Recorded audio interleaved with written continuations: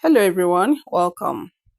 Okay, so still on the biggest pot of Nigerian jollof rice. Okay, so you can actually tell that Hilda is her mother's daughter. When I first saw Hilda standing before that giant pot, fire blazing underneath, smoke rising with sweet smell of peppers and tomato paste, I knew one thing. She was her mother's daughter. Every stir of the spoon reminded me of lessons passed down from kitchen to kitchen, from mother to child. Hilda didn't just learn to cook. She inherited a legacy where food is not just filling plates, but about binding hearts. Her mother's kitchen was a training ground where a young girl watched the act of patience, the rhythm of stirring, and the courage of never saying, "This is too much." And now, standing before the biggest pot of jollof rice the world had ever seen, she carried her mother's spirit in every move. That pot wasn't just filled with rice, it was filled with heritage, courage, and unshakable truth that no matter how grand the challenge, Hilda was ready because she is her mother's daughter. I am my mother's daughter.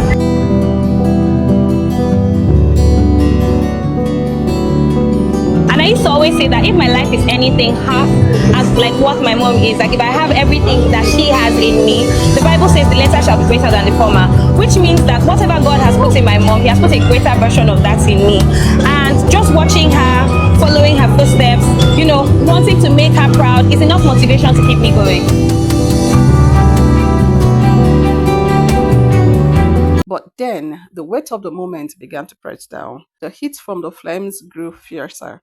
The hours ticked away faster. The crowd, eager, restless, expectant, watched closely. Doubts whispered, what if the rice burned? What if the time ran out? What if the crowd left disappointed? I could almost hear her whispering to herself, don't give up. In that moment, Hilda wasn't just fighting the fire before her, she was fighting the fire within, the pressure, the fear, the uncertainty. Yet she remembered the lesson from her mother's kitchen. When meals had to stretch, when time was never enough, when somehow love always found a way to multiply. So she steadied her hand on the wooden spoon, wiped the sweat from her brow, and stirred again. One grain at a time, one scoop at a time, one breath at a time. The clock kept moving, but so did she, refusing to stop, refusing to let go, because giving up was never an option. Not for her, not today. Hilda, I know you're worried. I know you're scared. I know you're concerned. You're worried for time because people have been waiting. But the fact that you've even gotten to this place, you've done your best. That God got you here. He's not going to let you fail. And I'm proud of you. Like, I'm very, very proud of you. It doesn't matter, if you don't get the exact outcome that you want. You're doing amazing. You're doing great. And it's not easy to do what you're doing, to get this much support.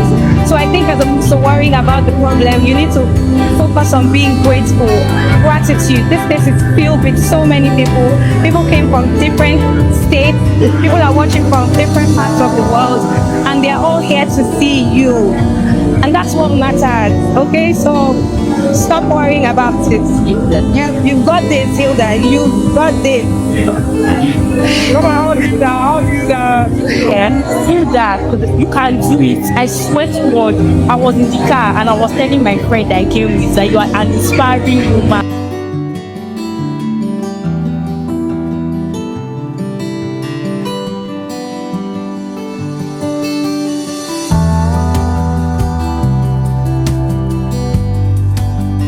And when the pot was finally done, when the rice steamed, rich with color, smoky with flavor, the victory was only half completed.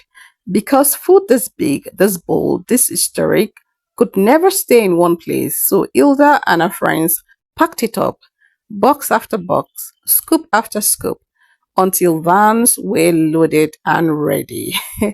Then they hit the road, Lagos street buzzing, music spilling from corners, children running with excitement. Every stop they made, a plate of jollof rice was handed out, not just as food, but as joy, as unity, as proof that dreams can feed an entire city. Mothers smiled, Fathers nodded in gratitude. Children laughed with their mouth full of smoky, spicy grains. That jollof traveled through neighborhoods like a gift, a reminder of what happens when one woman dares to believe. Hilda didn't just cook, she gave, she shared, she proved that the biggest pot of jollof rice could fill more than stomachs, it could fill hearts. And through it all, one truth remained clear: she was and always will be a mother's daughter. Mm. Thank you for watching. I actually do appreciate you. And please don't forget to subscribe, to like, and to share. Cheers.